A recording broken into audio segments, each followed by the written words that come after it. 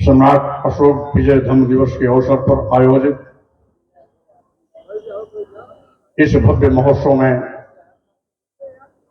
हम सबके बीच उपस्थित परम पूज्य सम्मानित भिक्षुगण,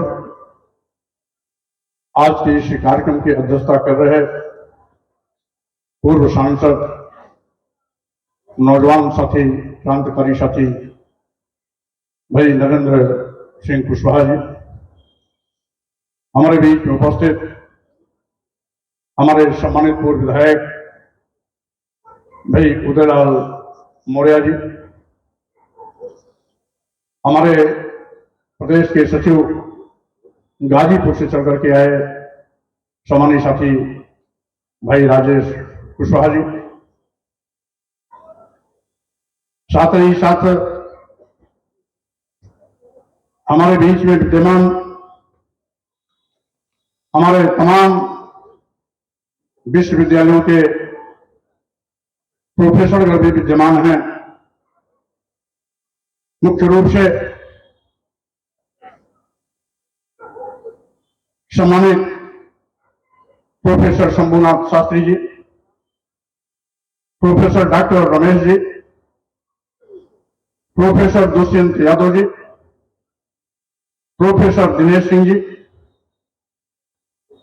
भभुआ और प्रोफेसर विजय बहादुर जी कैमूर आदि के साथ साथ हमारे बीच में उपस्थित हमारे बहुत ही वरिष्ठ सम्मानित साथी गुरुवर देवी दयाल मौर्य जी,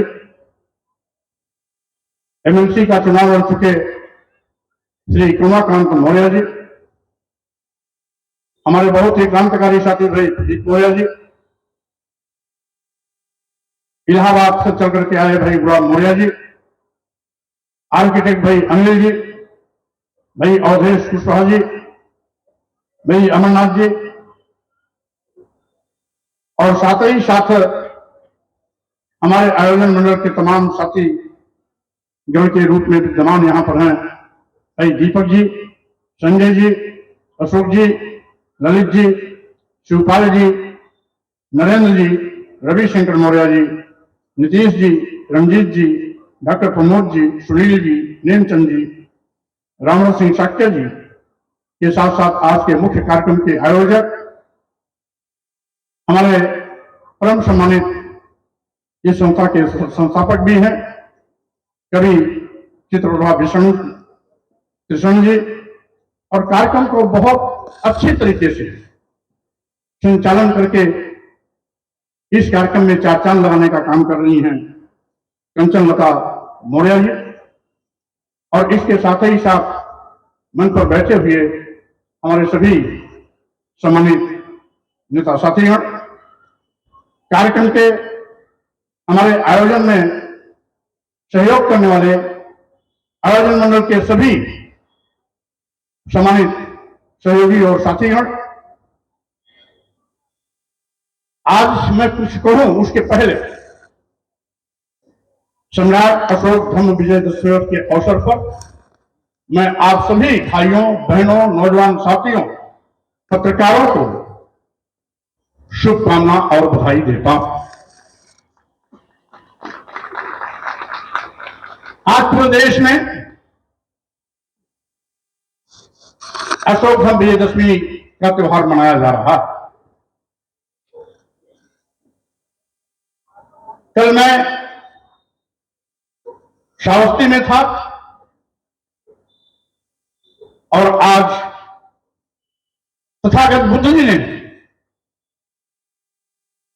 जहां पर प्रथम धम्म देशना का संदेश दिया था उस पवित्र पावन धरती सारनाथ में हूं, इसलिए सबसे पहले मैं भगवान बुद्ध की इस पावन धरती सारनाथ को कोशा नमन करता हूं, वंदन करता हूं और सारनाथ के वासियों को भी बहुत बधाई और शुभकामना देता हूं। आज का विषय है भारतीय संविधान, चुनौतियां एवं भारतीय नागरिकों का उत्तरदायित्व।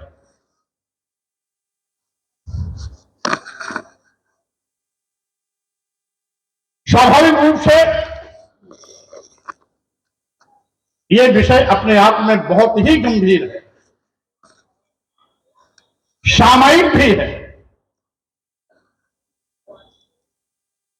और इस पर चिंतन करने की आवश्यकता है।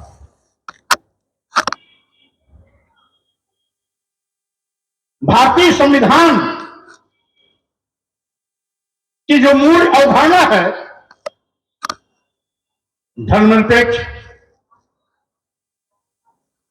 समाजवादी, लोकतंत्रात्मक विचार पर आधारित, सभी को समता, न्याय और भाईचारे के सूत्र में पिरोकर एक सशक्त राष्ट्र बनाने की, करुणा, मैत्री, बंधुत्व का जो तथागत बुद्ध की सोच थी, उस दर्शन पर आधारित हमारा भारतीय संविधान।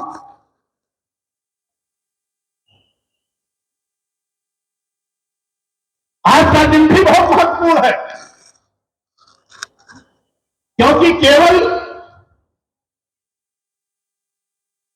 अशोक धर्म विजय दिवस ही नहीं हम मना रहे हैं।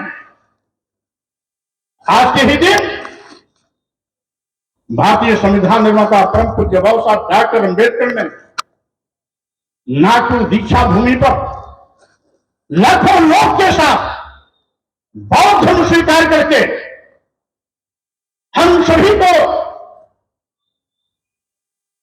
एक संदेश दिया था कि आए बहुजन समाज के लोगों,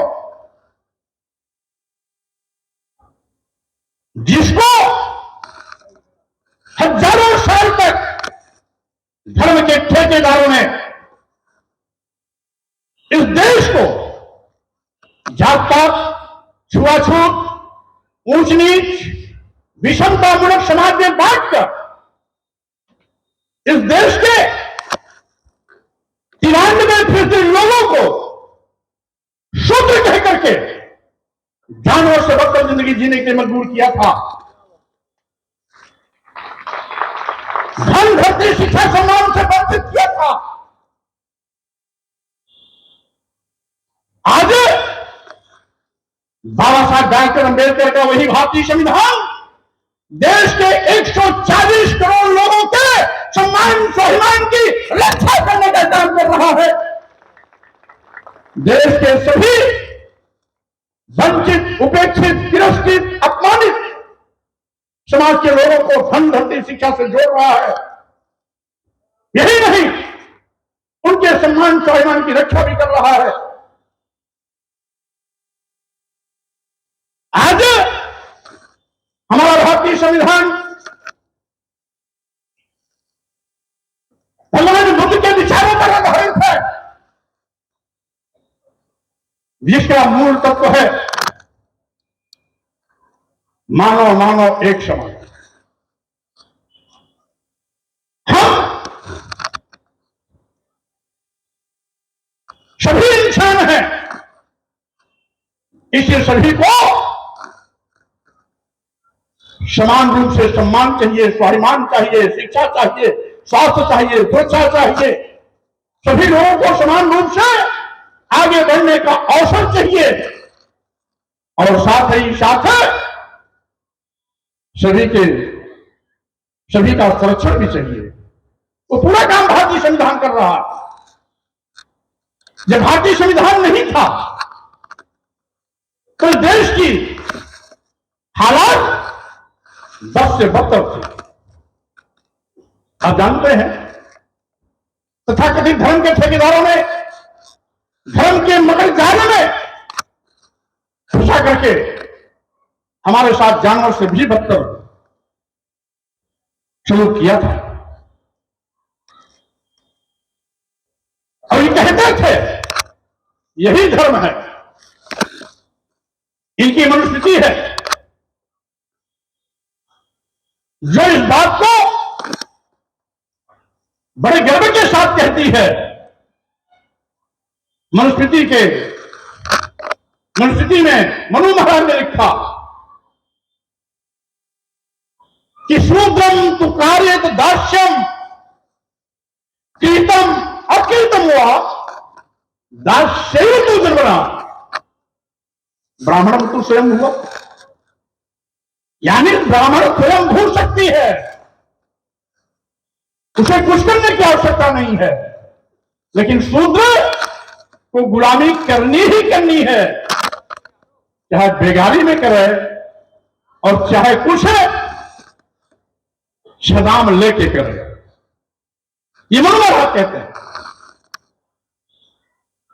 और वहीं पर व्यवस्था देते हैं कि इसके एवज में शूद्रों को क्या मिलना चाहिए।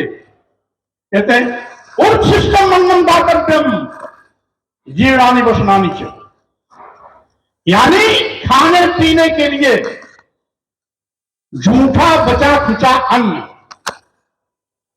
खाने का बर्तन टूटा फूटा,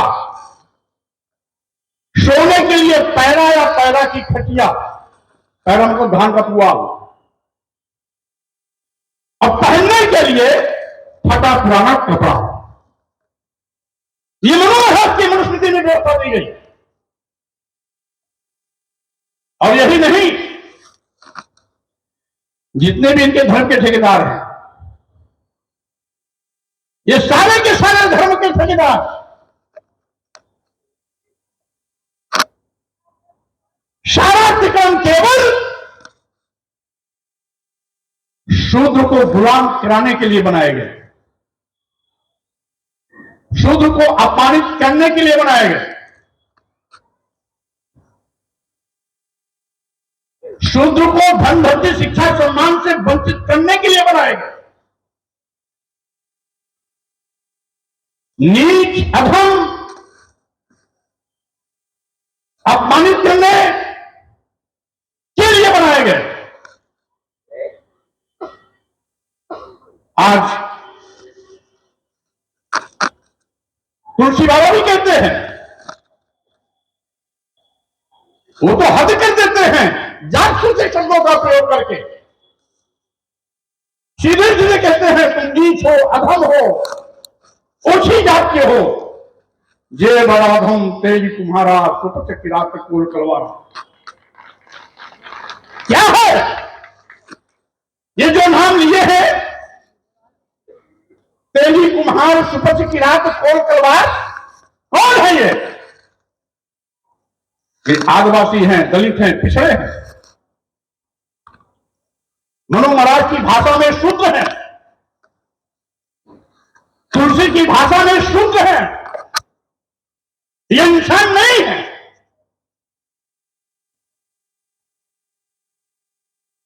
और जब इस प्रकार की बात मैं करता हूं तो कहते हैं स्वामी प्रसाद मौर्य मेरी भावना को आहत कर रहे हैं।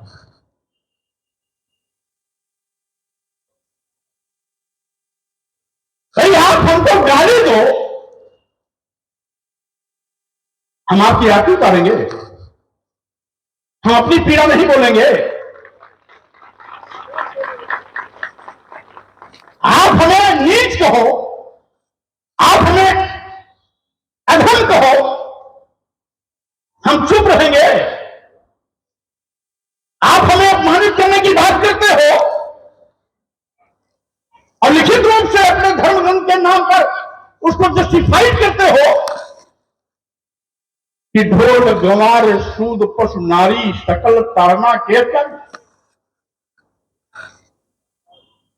मतलब शूद्र और नारी ये सब मारने पीटने प्रताड़ित करने के पात्र है। क्या यही तुम्हारा धर्म है? धर्म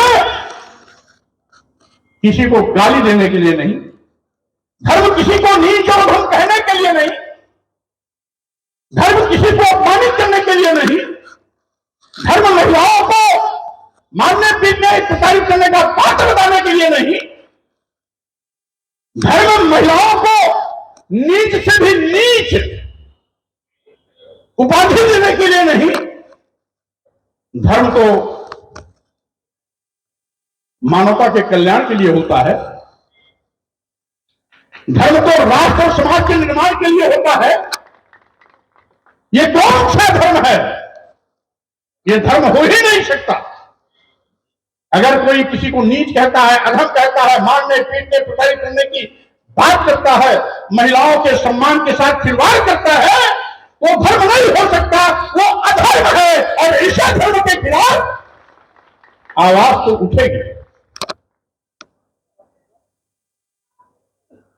आपने तो पहले भारतीय संविधान के पहले आपने तो हमारी पढ़ाई लिखाई पर रोक लगा दी थी।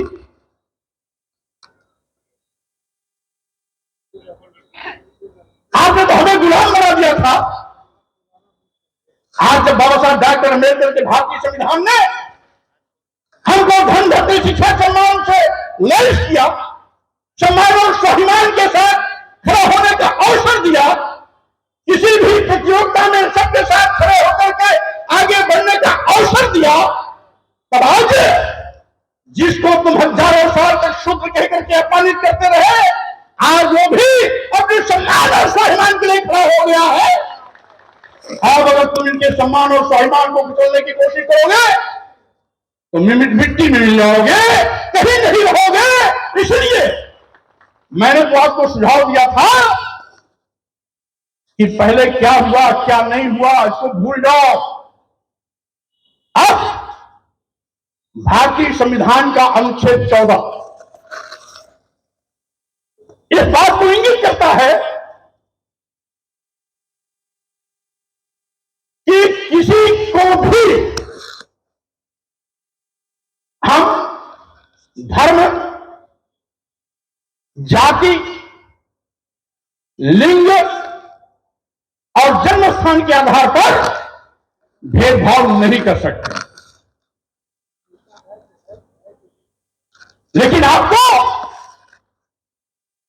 जाति शब्दों का प्रयोग करके नीचे तुम कहते हो। आपकी व्यवस्था के चौथे पायदान कराने शुद्ध समाज को जानवर से बदतर जिंदगी जीने के मजबूर करते हो और अपने लिए लिख देते हो कि ब्राह्मण तो स्वयंभू शक्ति है। आप स्वयंभू शक्ति बनो, हमको कोई इतराज नहीं है। लेकिन भारतीय संविधान के रहते अगर धर्म की आड़ में आप हमें गाली दोगे, नीच कहोगे, अधम कहोगे, अपमानित करने की बात करोगे, महिलाओं के सम्मान से खिलवाड़ करोगे, तो ये नहीं चलने वाला है। अभी तो एक स्वामी प्रसाद मौर्य बोले, अभी तो भारत के कोने कोने से लोगों की आवाज निकलना शुरू हुई है। आने वाले दिनों में जब 93% आदिवासी, दलित और पिछड़े अपने सम्मान के लिए ताक करके खड़े होंगे तो मच्छर की तरह तुम मरते दिखाई पड़ोगे, कहीं टिकने वाले नहीं हो।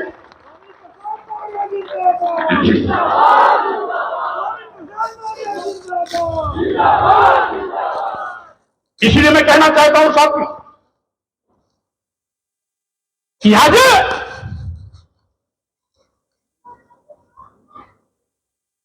इनके पैर में दर्द क्यों होता?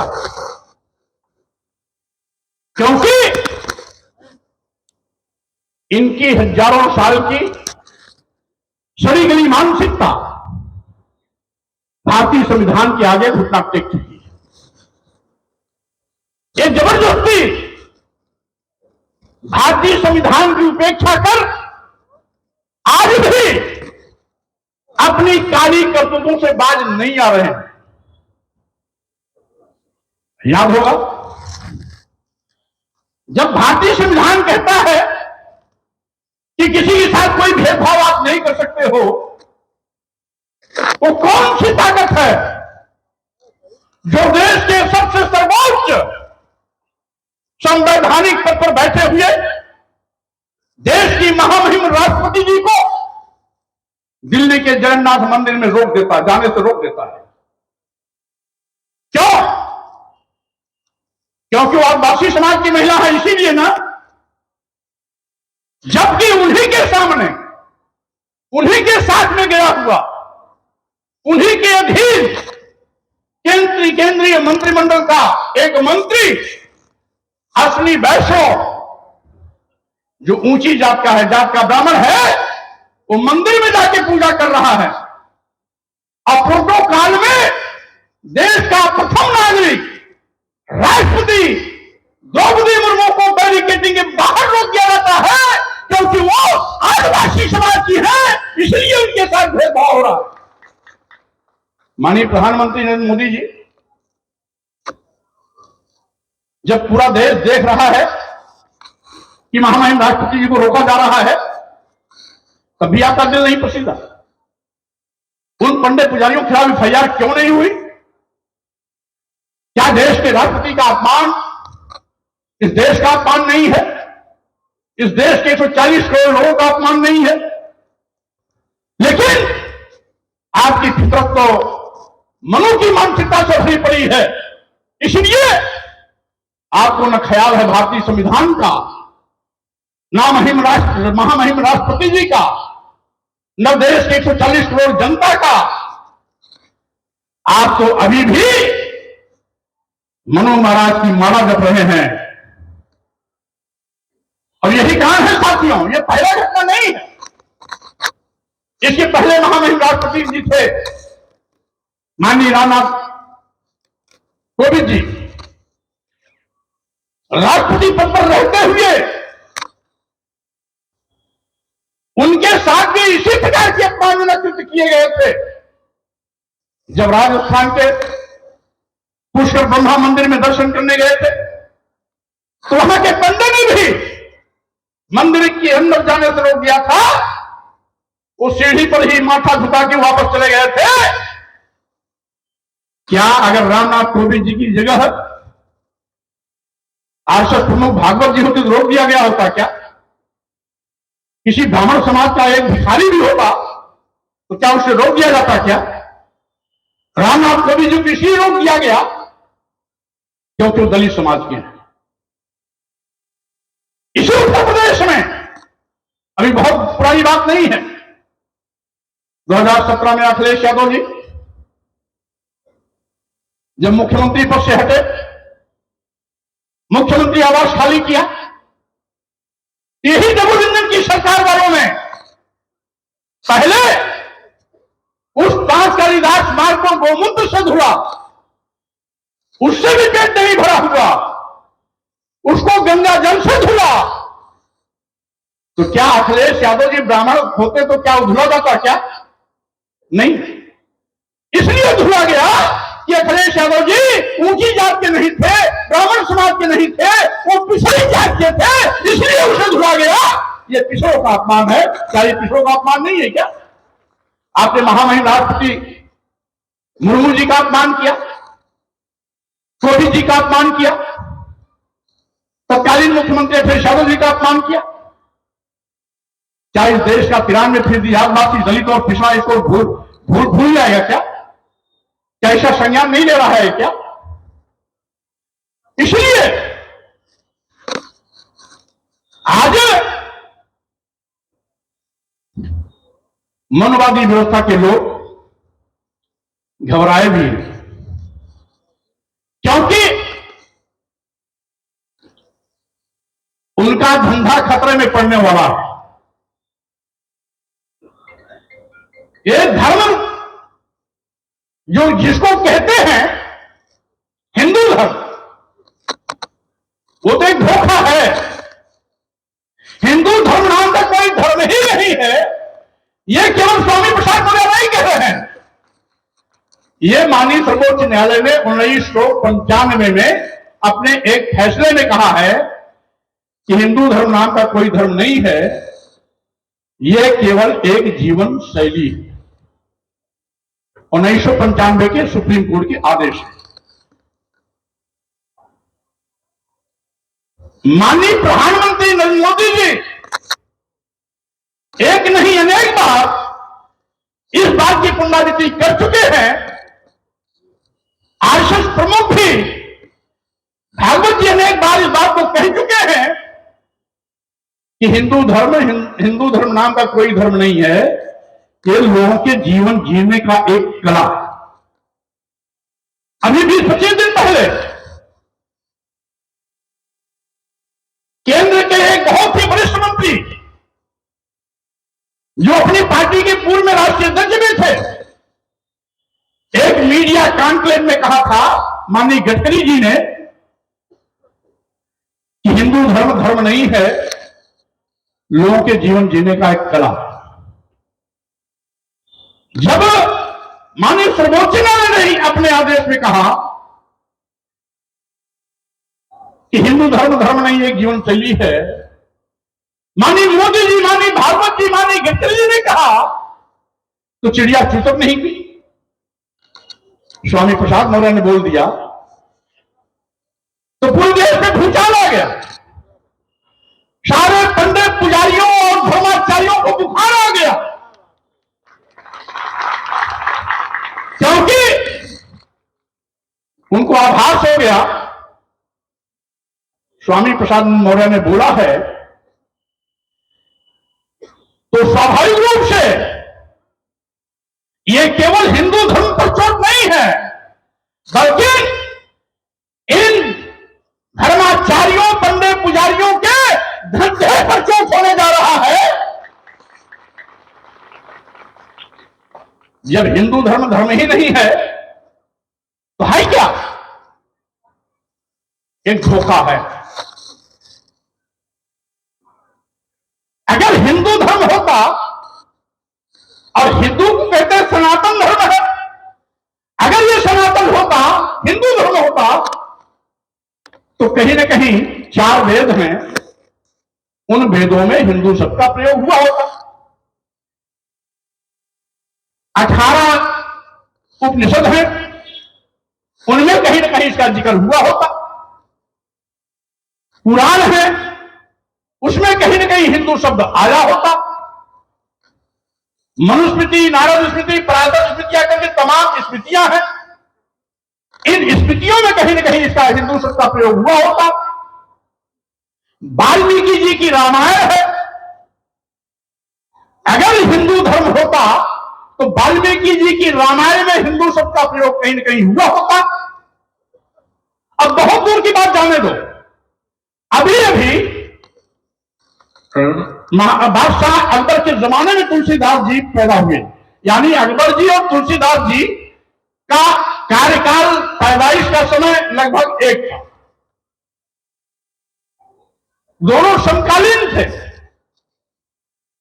तुलसीदास जी से बड़ा राम का भक्त आज तक कोई हुआ ही नहीं। तुलसीदास जी ने राम के भक्ति में तुलसी कृत रामायण रामचरित मानस का रचना कर दिया।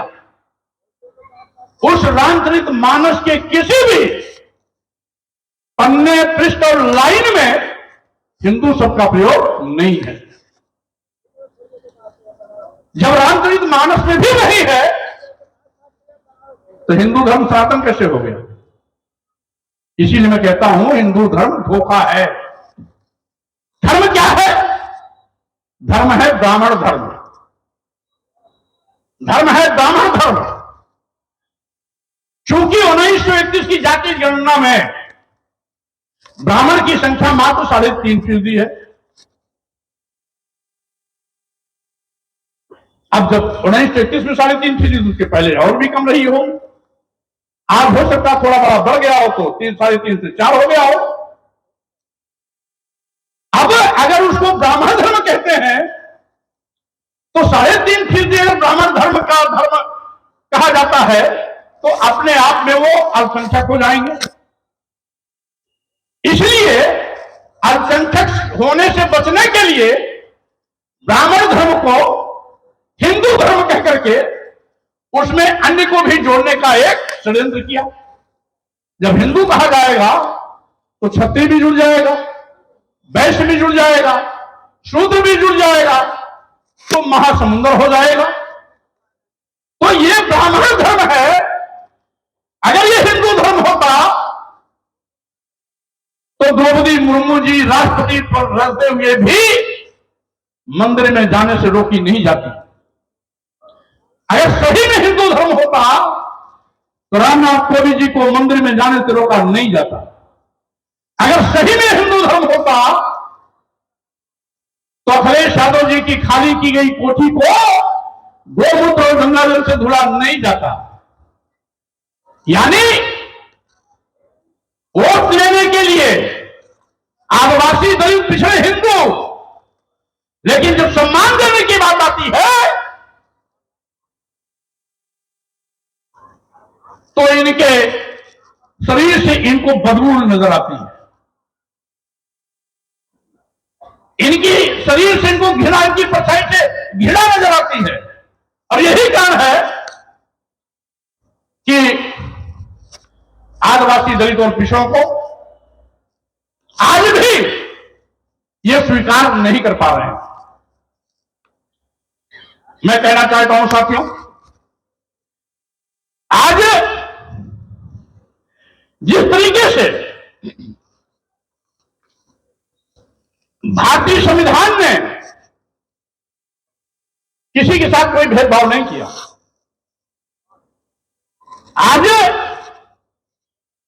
हम लोग नारा लगाते रहे हैं हिंदू, मुस्लिम, सिख, ईसाई सब हैं आपस में भाई भाई। इस संस्कृति को उन्होंने खंडित किया। तथागत बुद्ध ने पूरे विश्व को मानवता का पाठ पढ़ाया था, इन्होंने मानवता को कलंकित किया, इन्होंने मानवता को बांटने की कोशिश की, इंसानियत के साथ धब्बा मजाक किया।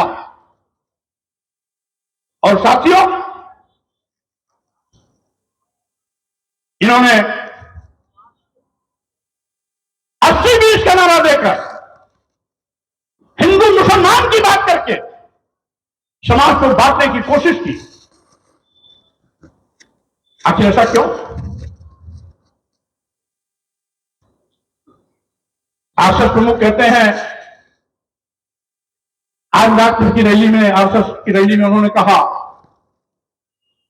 कि आरएसएस के कार्यकर्ता मुसलमानों के बीच में जाए, उनको भी जोड़े। क्यों जोड़ोगे भाई? अभी तक नफरत का बीज बो रहे थे, अभी तक हिंदू मुसलमान को आपस में बांट करके वोट की राजनीति कर रहे थे, और जब आपको खतरा दिखाई पड़ रहा है तो मुसलमान को जोड़ने की बात कर रहे हो। तुम आदिवासियों को तो जोड़ नहीं पाए, आदिवासियों को तो स्वीकार नहीं कर पाए, दलितों को स्वीकार नहीं कर पाए, पिछड़ों को स्वीकार नहीं कर पाए, तो मुसलमानों को कैसे स्वीकार करोगे? ईसाइयों को कैसे स्वीकार करोगे? बुद्धिस्टों को कैसे स्वीकार करोगे? सिखों को कैसे स्वीकार करोगे?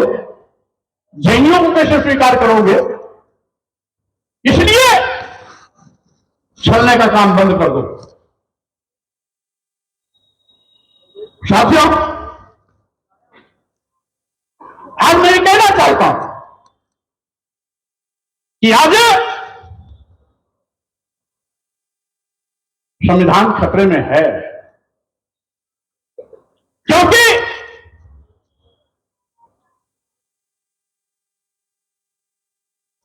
आज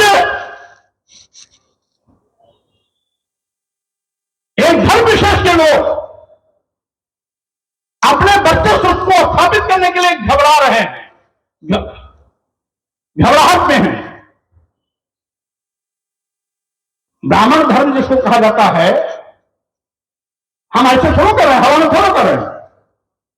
इन्होंने जो लिखा पढ़ा कि ब्राह्मण तू स्वयं हुआ, हम अपने दलित, आदिवासी, पिछड़े समाज के लोगों से कहना चाहते हैं, हमारे तमाम पिछड़े समाज के लोग क्षत्रिय बनने की दौड़ में शामिल हो जाते हैं, लेकिन जो यहां का गण व्यवस्था है उसमें भी क्षत्रिय भी द्वयम दर्जे का नीच है। क्योंकि जो गण व्यवस्था है, यह गण व्यवस्था ऊपर से नीचे की ओर चलती है। इस गण व्यवस्था में नंबर 1 पर ब्राह्मण, नंबर 2 पर क्षत्रिय, नंबर 3 पर वैश्य, नंबर 4 पर शूद्र, तो सबसे ऊंचा कौन है? ब्राह्मण। और उसके बाद सब नीच हैं। कोई 1 फीट नीच है, कोई 2 फीट नीच है, कोई 3 फीट नीच है, सभी नीच हैं, ऊंच केवल एक है।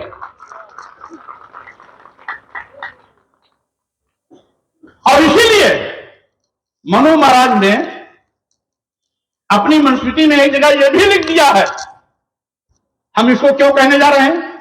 इसलिए कि हमारे लोग भी तमाम क्षत्रिय बनना चाहते हैं।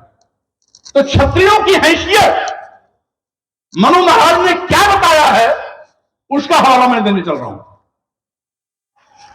पंचवर्षम तू ब्राह्मणम शतवर्षम तू क्षत्रपाः पिता पितरो बीजानीया ब्राह्मणस्तयो पिता।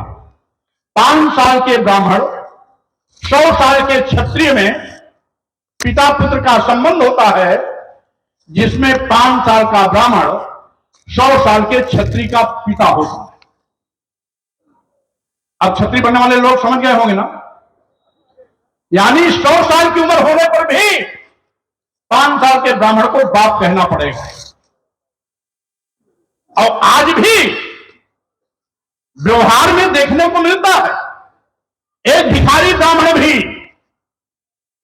एक बड़े बाबू साहब के दरवाजे पर चला जाए तो बाबू साहब प्रणाम नमस्ते कभी नहीं करेगा।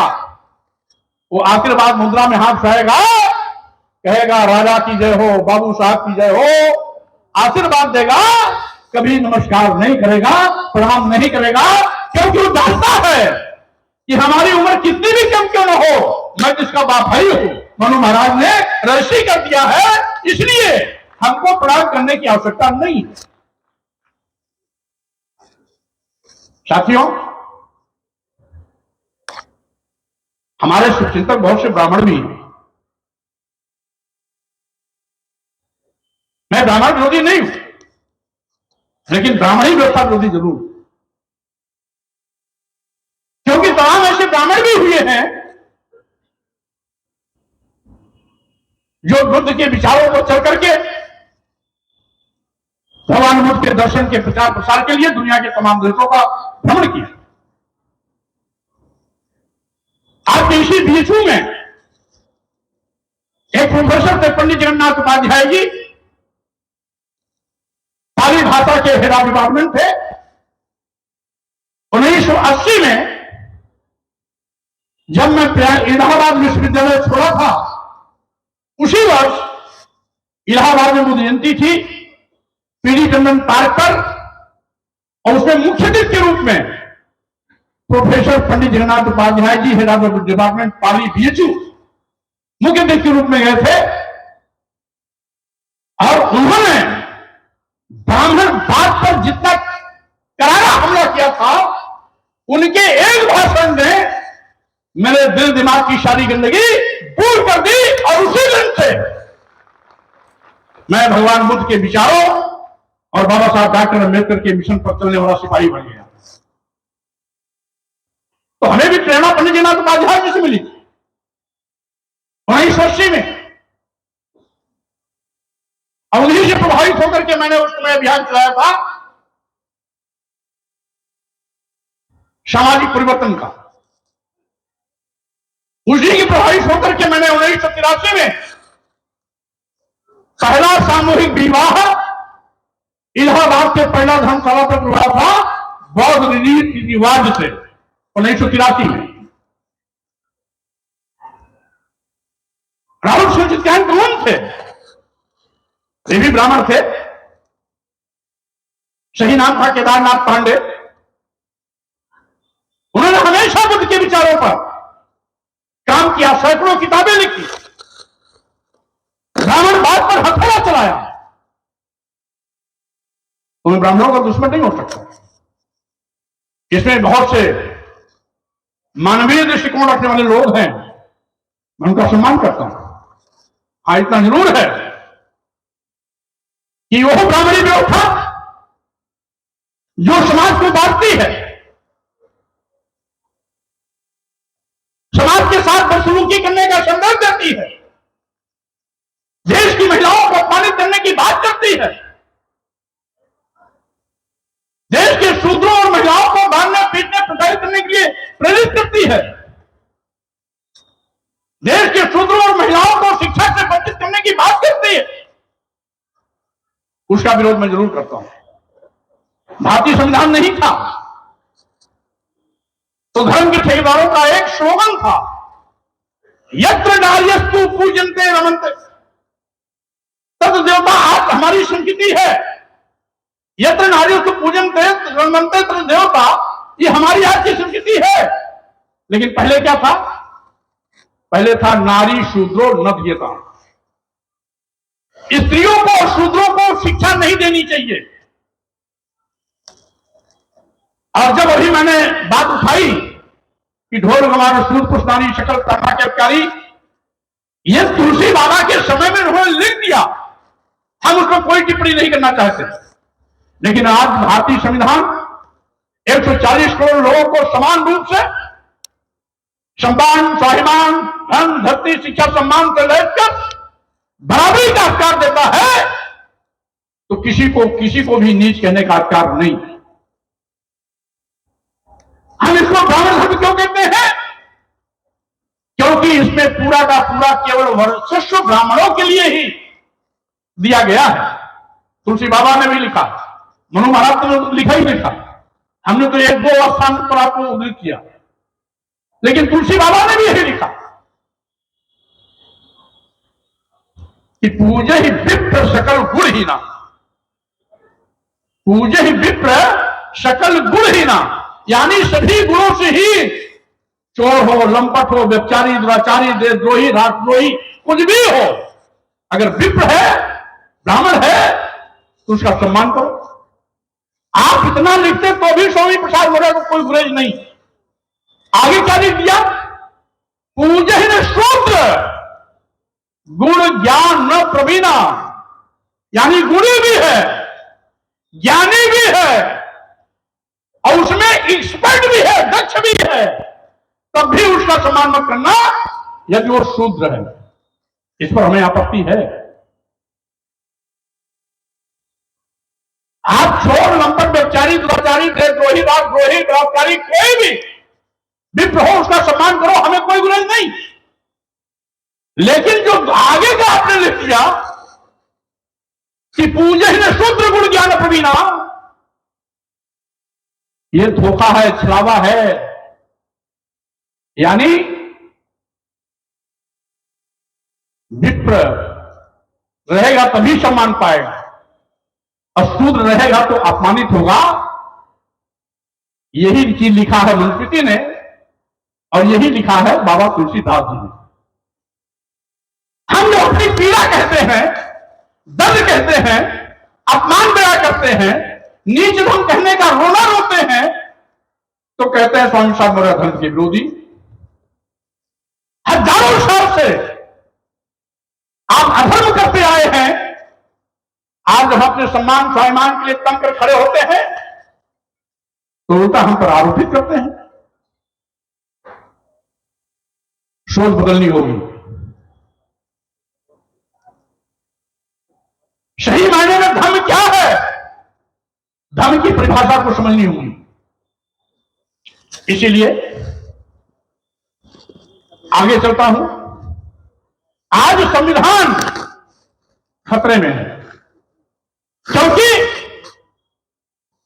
संविधान ने अनुच्छेद 15(4)(16)(4) के तहत अनुसूचित जाति, अनुसूचित जनजाति के लोगों को आरक्षण दिया।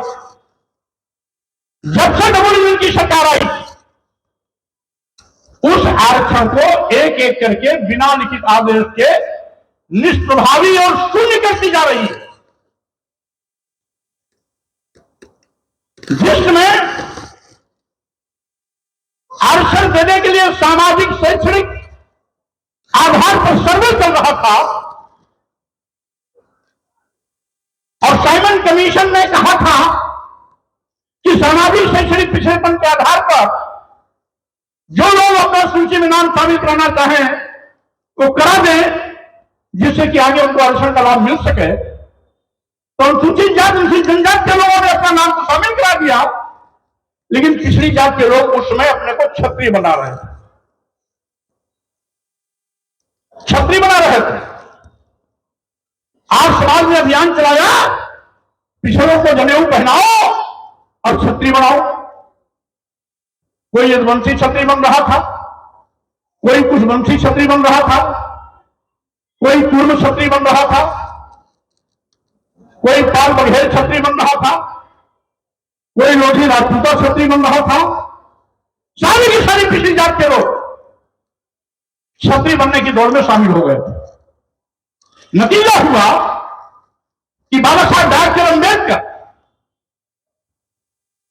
ये चाहते हुए भी कि अनुसूचित जात अनुसूचित जनजात के साथ पिछड़ों को आरक्षण दे दिया जाए, लेकिन पिछड़े लोग उस सूची में अपना नाम नहीं शामिल कराए।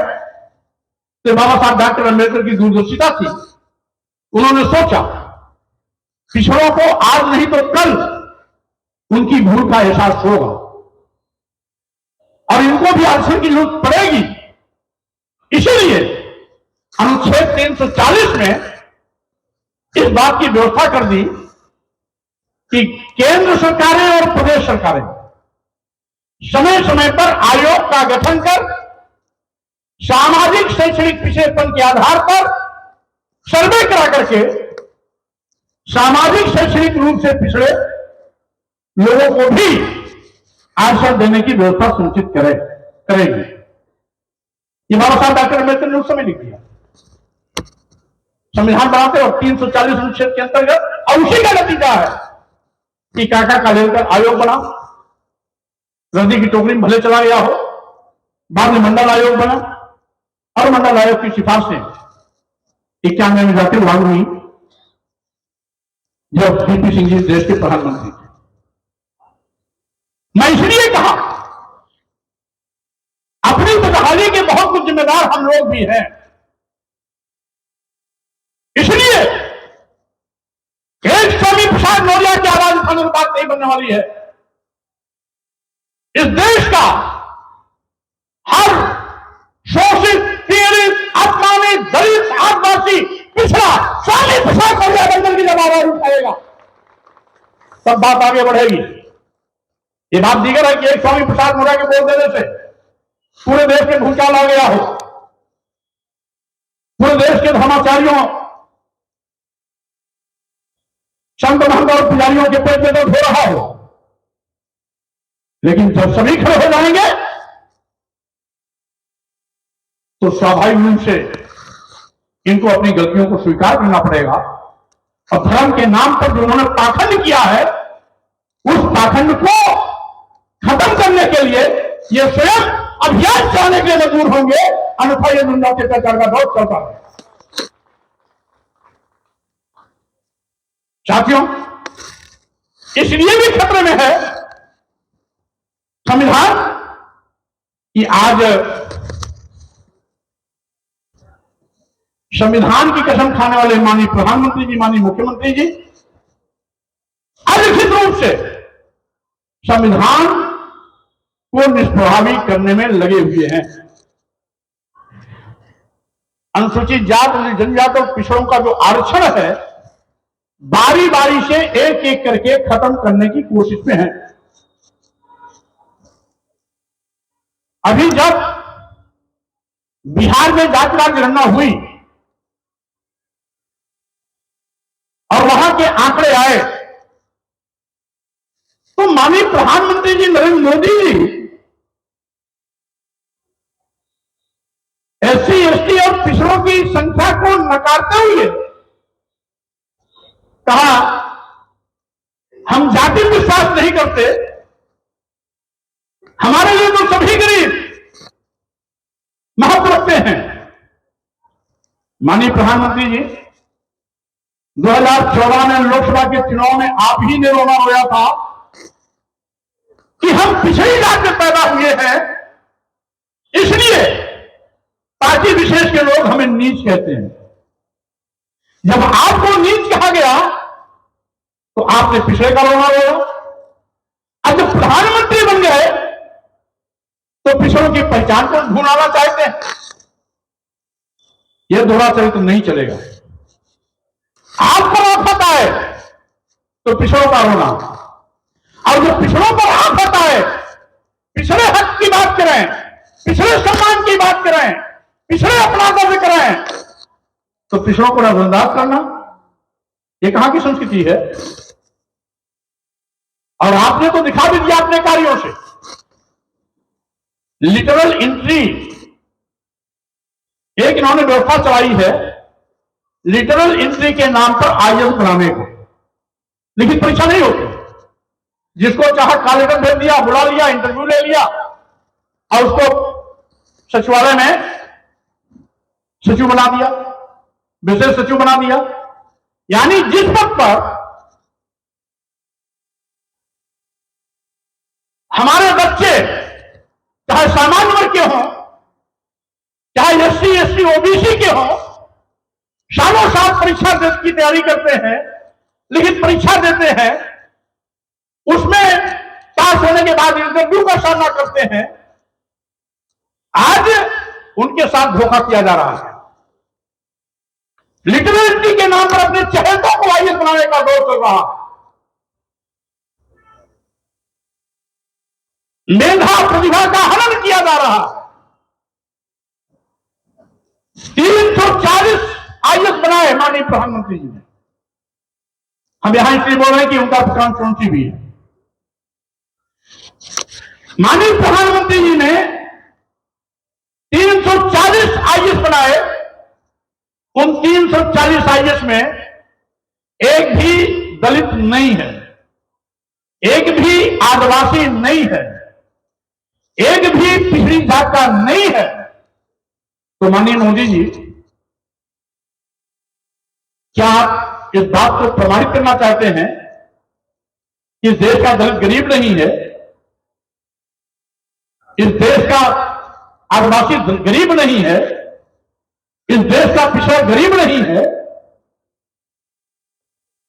क्या साबित करना चाहते हैं? इसलिए आज संविधान को नजरअंदाज कर इस देश के नौजवानों की प्रतिभा का हनन किया जा रहा है। लिटरल एंट्री के नाम पर अपने चहेतों को आईएएस बनाया जा रहा है। और साथियों, मैं ये भी कहना चाहता हूं, आज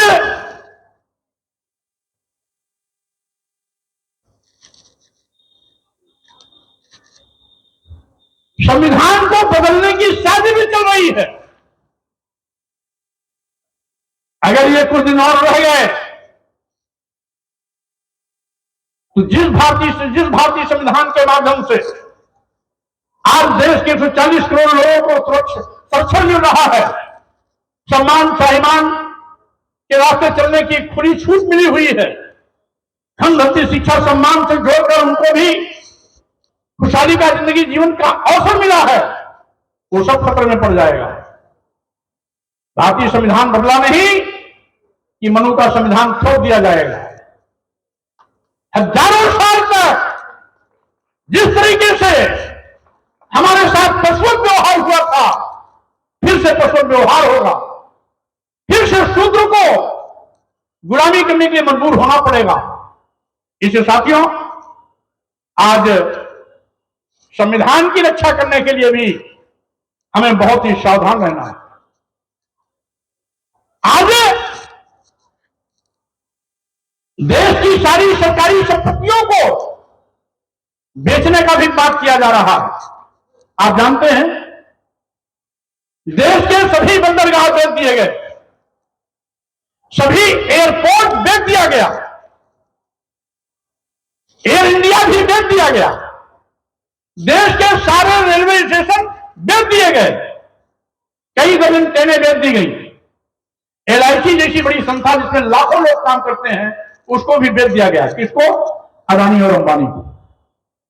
हर जगह की व्यवस्था, यहां तक कि आपके काशी विश्वनाथ मंदिर के कॉरिडोर का भी पूरी की पूरी व्यवस्था की जिम्मेदारी अदानी को दे दिया गया। क्या चाहते हो? ये पूरे देश की संपत्ति को बेचने का कार्य किसने दिया आपको? जिन सरकारी विभागों में देश के नौजवानों को सरकारी नौकरियां मिलने की उम्मीदें थी, आपने उनकी उम्मीदों का गला घोटा है। जिन सरकारी विभागों में अनुसूचित जाति जनजाति और पिछड़े लोगों को आरक्षण का लाभ मिलना चाहिए था, उनको आपने आरक्षण से वंचित किया। इसलिए साथियों, आज आवश्यकता है आरक्षण को बचाने के लिए सावधान होना है, संविधान के खतरे को हटाने का, संविधान को बचाने का। देश देता जा रहा है, इसलिए देश को बचाने की भी जिम्मेदारी हम आप सबकी है। लोकतंत्र खतरे में है। आज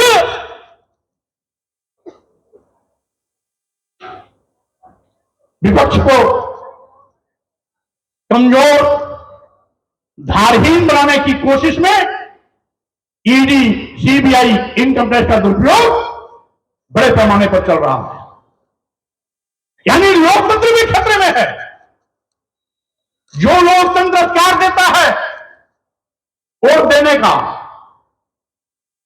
लोकतंत्र नहीं रहेगा, तोड़ देने का अधिकार भी नहीं रहेगा। तो बाबा साहब डॉक्टर अंबेडकर ने लड़ भिड़ करके सबको वोट देने का अधिकार दिलाया। गुरु, कटवारू, सुमारू, मंगलू कुछ भी हो, सबको बराबर वोट देने का अधिकार। और किसी बहुत बड़े शंकराचार्य मठाधीश को वोट देने का अधिकार है, किसी राजा महाराजा और महारानी को वोट देने का अधिकार है, किसी आईएएस आईपीएस को वोट देने का अधिकार एक है, तो वही अधिकार एक सफाई कर्मी को भी है, एक मजदूर को भी है, हरवाहे को भी है, चरवाहे को भी है, आदिवासी को भी है, दलित को भी है, पिछड़ों को भी है। अगर अगले को वोट देने का अधिकार है तो पिछड़ों को भी वोट देने का अधिकार है। इसीलिए साथियों, लोकतंत्र भी खतरे में है, संविधान भी खतरे में है, देश देता जा रहा है, इसलिए देश भी खतरे में है। आप गलत मुखातिब मत रहना। कुंभकर्ण की नींद सोते रहोगे तो स्वाभाविक रूप से ये खतरा सच में बदल जाएगा। कितना धोखा देने में माहिर हैं। आज नागपुर में आरएसएस की रैली को संबोधित करते हुए मोहन भागवत जी ने मणिपुर की घटना पर चिंता जताई। कितने दिन बाद? लगभग 6 महीने बाद, 170 दिन बाद। 170 दिन से मणिपुर हिंसा की आग में जल रहा है। डबल इंजन की सरकार है। ऊपर दिल्ली में भी, मणिपुर में भी मोहन भागवत के ही चेले चपाड़ों की सरकार है। 170 दिन नहीं बोले। आज उन्हें अपनी कुंभकर्ण नींद से उनकी आंख खुली है। कुंभकर्ण नींद छूटने के बाद 170 दिन बाद याद आया मणिपुर की हिंसा, मणिपुर के आदिवासियों के साथ धोखा। और कहा क्या, व्यक्त क्या किया कि पिछले 10 साल से मणिपुर बहुत ही शांत था, अचानक इस प्रकार की हिंसा की घटनाएं कहीं इस बात की ओर आगाह तो नहीं करती इस घटना में किसी विदेशी ताकतों का हाथ है, विदेशी शक्तियों का हाथ तो नहीं। अरे आरएसएस प्रमुख जी, किसकी आंख में धूल झोंकना चाहते हो? हम मान लेते हैं अगर विदेशी ताकतों का भी हाथ है तो किसके सामने रोना रहे हो? देश में भी आपकी सरकार, प्रदेश में भी आपकी सरकार, अगर विदेशी ताकतों का हाथ है तो आप क्यों नहीं खुल्ला केंद्र सरकार और प्रदेश सरकार को कटघरे में क्यों नहीं खड़ा करते हो? आप हमको कटघरे में खड़ा करने के बजाय विदेशी ताकतों का हाथ होने की शंका पैदा कर क्लीन चिट देना चाहते हो। और उसी आरएसएस की रैली में ये भी बोल रहे हैं कि केंद्र की सरकार को फिर से सत्ता में लाना है। यानी एक और मणिपुर की घटना पर भाजपा को क्लीन चिट देना, दूसरी ओर भाजपा की फिर से सरकार बनाने की अपील करना साफ जाहिर करती है कि आरएसएस प्रमुख जी की ये बयानबाजी मणिपुर की जनता के घाव पर मरहम लगाना कम, क्लीन चिट देना ज्यादा, और सरकार बनाने की अपील करना ज्यादा। ऐसे ऐसे दो मुहे सांपों से सावधान रहने की आवश्यकता है। मुंह में राम बगल में छुरी, ये कहते कुछ है करते कुछ है। और आज जिस तरीके से साथियों देश पर एक बहुत बड़ा खतरा आ रहा है। एक बार हमारा देश बच चुका है। हमारे देश की सीमा सम्राट अशोक के समय में उस भारत में नेपाल भी था, उस भारत में पाकिस्तान अफगानिस्तान भी था, इराक और ईरान तक सीमाएं थी।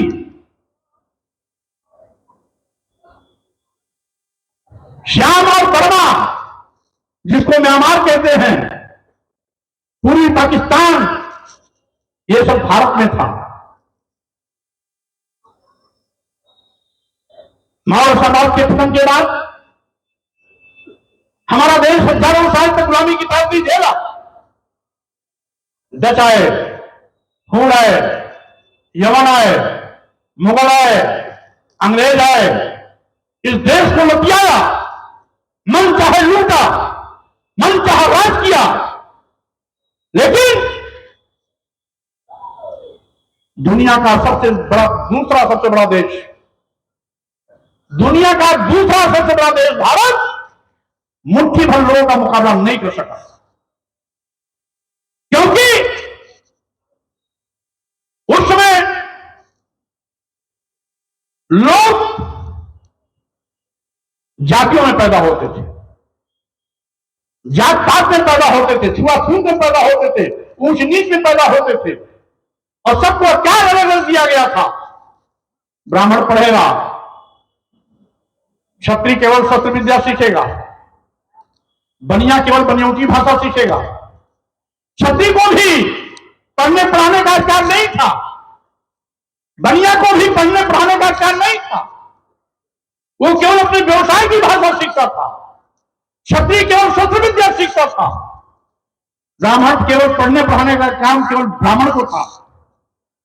और देश की महिलाओं को, शूद्रों को तो पढ़ने का अधिकार ही नहीं था। देश की महिलाओं को पढ़ने लिखने का अधिकार अंग्रेजी हुकूमत ने 1833 में दिया। अंग्रेजी हुकूमत ने 1833 में दिया, हमारे महापुरुषों के अथक मेहनत, प्रयास और संघर्ष के चलते। हमारे सामाजिक क्रांति के महादूत और महानायक ज्योतिबा फुले जी ने, देश की प्रथम महिला शिक्षिका सावित्रीबाई फुले जी ने, आरक्षण के जनक छत्रपति शाहू जी महाराज ने, भारतीय संविधान व्यवस्था डॉक्टर अम्बेडकर ने एक जो लंबा संघर्ष किया था। इसके पहले हमारे तमाम जो सामाजिक क्रांतियां हुई थी, उसका नतीजा था कि अंग्रेजों ने यहां की को बारीकी से समझा। अंग्रेजी हुकूमत ने अनुसूचित जाति, जनजाति और पिछड़ों को भी पढ़ने लिखने का अधिकार दिया। इस देश की महिलाओं को भी पढ़ने लिखने का अधिकार दिया। पहले कोई भी बड़ा निर्माण होता था तो एक व्यक्ति की बल दी जाती थी, उसमें वो शूद्र होता था। इस व्यवस्था को भी हटाया। शूद्रों के नरबली जो दी जाती थी, केवल शूद्र की दी जाती थी, उसको भी अंग्रेजी हुकूमत ने खत्म किया। यहां तक कि पहले बाल विवाह होता था, 5-6 साल की उम्र में गोदी में लेके शादी हो जाती थी, और उसमें बीमारी जब हैजा और प्लेग की चलती थी तो कभी कभी गांव साफ हो जाता था। यानी 5-6 साल की उम्र में हुई शादी 10-12 साल में अगर एक बार बीमारी आई तो लड़का कहीं खत्म हो जाता था। तो 10 साल की बच्ची को भी उसके शव के साथ जलना पड़ता था, जिसको सती प्रथा कहते थे। इसको भी अंग्रेजों ने रोका। राजा राम मोहन राय ने अभियान चलाया, अंग्रेजी हुकूमत को संज्ञान में गया। अंग्रेजी हुकूमत ने सरकारी आदेश कर इसको भी रोका। शेड्यूल कास्ट के पहले व्यक्ति को कुर्सी पर बैठाने का काम भी अंग्रेजी हुकूमत ने किया। और महिलाओं को तो किसी को भी पढ़ने देने का अधिकार नहीं था। यहां तक कि ब्राह्मण समाज की महिला हो, क्षत्रिय समाज की महिला हो, वैश्य समाज की महिला हो, उसको बिल्कुल पढ़ने देने का अधिकार नहीं था। और शूद्र समाज की महिला को पढ़ने देने का अधिकार की बात ही नहीं उठती, क्योंकि पूरे शूद्र समाज को पढ़ने देने का अधिकार नहीं था। और जब 1833 में अंग्रेजी हुकूमत ने महिलाओं को पढ़ने लिखने का अधिकार दिया, तो 1848 में महिलाओं के लिए पहला स्कूल खोला ज्योतिबा फुले सावित्रीबाई फुले ने 1848 में पूना में। 1848 में पहला लड़कियों का स्कूल खुला पूना में। और ज्योतिबा फुले सावित्रीबाई फुले ने मिलकर के लगातार पहला स्कूल खोलने के बाद 18 स्कूल खोलने का ऐतिहासिक काम किया। ज्योतिबा फुले सावित्रीबाई फुले ने 1848 में स्कूल खोला और अंग्रेजी हुकूमत ने 1852 में पहला सरकारी स्कूल खोला, जिसमें आज हमारी बहन बेटियों को पढ़ने लिखने का मौका मिलता है। और जब बाबा साहब डॉक्टर अम्बेडकर को भारतीय संविधान लिखने का मौका मिला, तो उन्होंने इन सारे आदेशों को, जिसको अंग्रेजी हुकूमत ने पास किया था, उसको अमली जामा देते हुए संवैधानिक अधिकार के रूप में हमें परोसने का काम किया। इसलिए साथियों, आज मैं कहना चाहता हूं, आज जब मैं सच बात रखने की कोशिश करता हूं, तो साधु संत और धर्माचार्य के देश में तमाम आतंकवादी आपराधिक ताकतें हमें जान से मारने के लिए कोई तलवार खरीद के हवा में लगाता है, कोई गर्दन काटने के लिए सुपारी देता है, कोई जीभ काटने की सुपारी देता है, कोई हाथ काटने की सुपारी देता है, कोई नाक काटने की सुपारी देता है, और कोई गोली मारने के लिए 25 करोड़ रुपए की इनाम की घोषित करता है। आखिर कहां से आता है 25 करोड़ रुपया? वो धर्माचार्य शारीरिक रूप से मीडिया के सामने इस बात को बयां करता है, लेकिन मोदी और योगी की पुलिस गूंगी बहरी अंधी बनकर केवल तमाशा देख रही है। ऐसे आपराधिक तत्वों के खिलाफ कार्रवाई करने की उनके अंदर थोड़ी भी नैतिकता नहीं रह गई है। अगर विपक्ष के खिलाफ ईडी, सीबीआई, इनकम टैक्स लगाना हो तो मोदी जी चुटकी बजाते हुए आदेश जारी कर देंगे, लेकिन स्वामी प्रसाद मौर्य को गोली मारने के लिए उस धर्माचार्य ने 25 करोड़ रुपया कहां से लाया, इसके लिए ईडी, सीबीआई, इनकम टैक्स का छापा नहीं पड़ रहा है। इसलिए मैं कहना चाहता हूं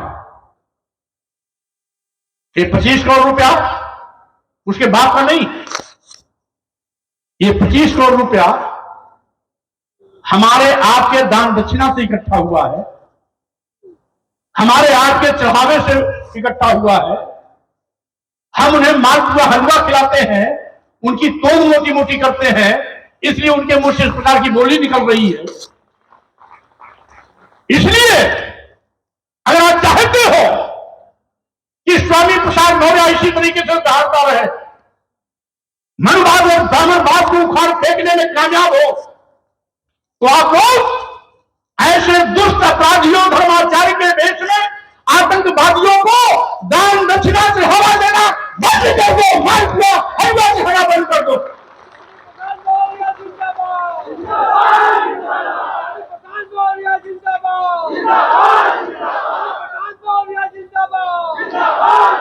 ना रहेगी बात, ना रहेगी बात, न बदलेगी बातुरी। ना आप दान दक्षिणा चढ़ाओगे, न चढ़ावा दोगे मंदिरों में, तो इनके पास 25 करोड़ रुपया नहीं आएगा।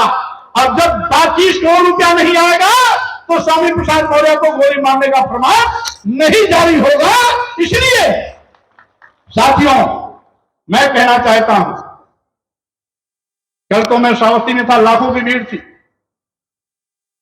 25-30 साल पहले मैं उस कार्यक्रम की शुरुआत करने गया था तो लगभग 500-400 की भीड़ से मैंने शुरुआत किया था।